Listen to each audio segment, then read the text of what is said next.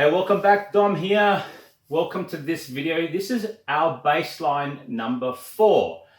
So some of you are probably staring at the board. You may not be able to see it that clear from here, but don't worry, I'll read it out for you.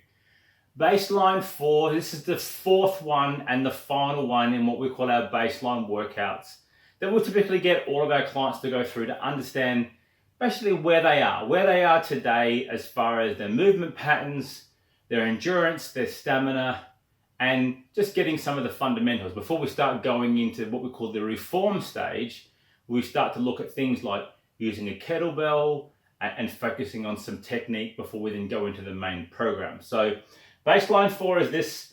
Baseline 4 is effectively what we call a chipper. So for those who are familiar with CrossFit, you'll understand a chipper is a series of activities in sequential order with a decent amount of reps, and in my humble way, basically you chip away one rep after the next rep after the next rep, get the exercise done, get the reps done, move on to the next one. Now for you guys that are beginners, if you want to break this up and go through it multiple times in smaller parcels, but it's designed to be done sequentially. And yes, I'm not joking, it is 50 reps of every exercise. You are not here to kill you. This is here to simply test your endurance, to test your mental toughness, because that's fundamentally one of the key things that I like to work on in the program, but also just to see how well you listen to yourself, and it encourages you to break this up. So number 1, obviously, is we're following the movement patterns again: push, pull, bend, squat, twist, and lunge. We're not adding in a combo. This 6 is enough, 300 reps is plenty. But basically, I want you to be smart. So yes, number 1, push-ups. On your knees, you're on your toes, I don't care. But what I want you to do is break them down into parcels that you know you can commit to.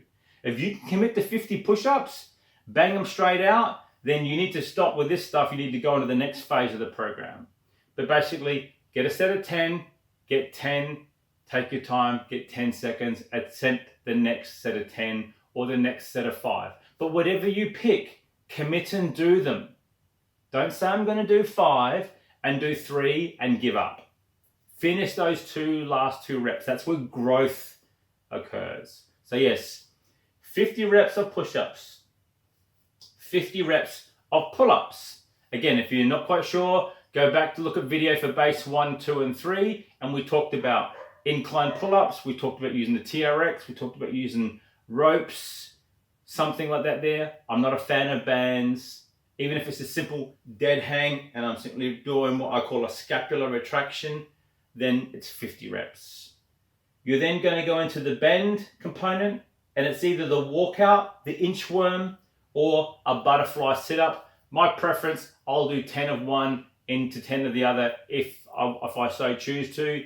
Actually, my overall preference is to try and bang out 50 butterfly sit-ups, because that's a part of another phase of a program that I also run. Then onto squats, 50 air squats. And again, yes, break them down. Do a set of 10, shake the legs out. Do a set of 10, shake the legs out. Last 2, twist, our Russian twists that we showed you yesterday. Now, the last 2, they've got a little star because it's something special. It's what I call a 2-for-1.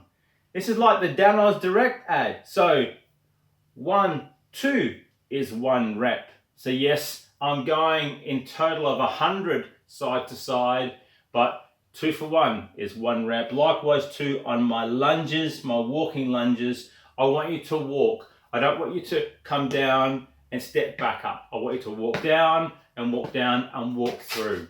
So 1 each leg is 1 rep. So a total of 100 lunges. This one, even for me, that's a killer. If I'm doing them relatively easy and I'm feeling fresh, then I'm going to have something with me. I'm going to grab a small set of dumbbells. I'm going to grab a plate. I'm going to grab a barbell, put it on my back or something. But I'm going to add a bit of extra stimulation to make these become harder, because they're the last thing that I'm going to do. 300 reps. Set your timer. This is simply what we call for time. So as I said about that time of the day, have a look at the timer. You can just set it up, set it for 30 minutes and see if you can get this done. This should take you around 25 to 30 minutes if it's your first go.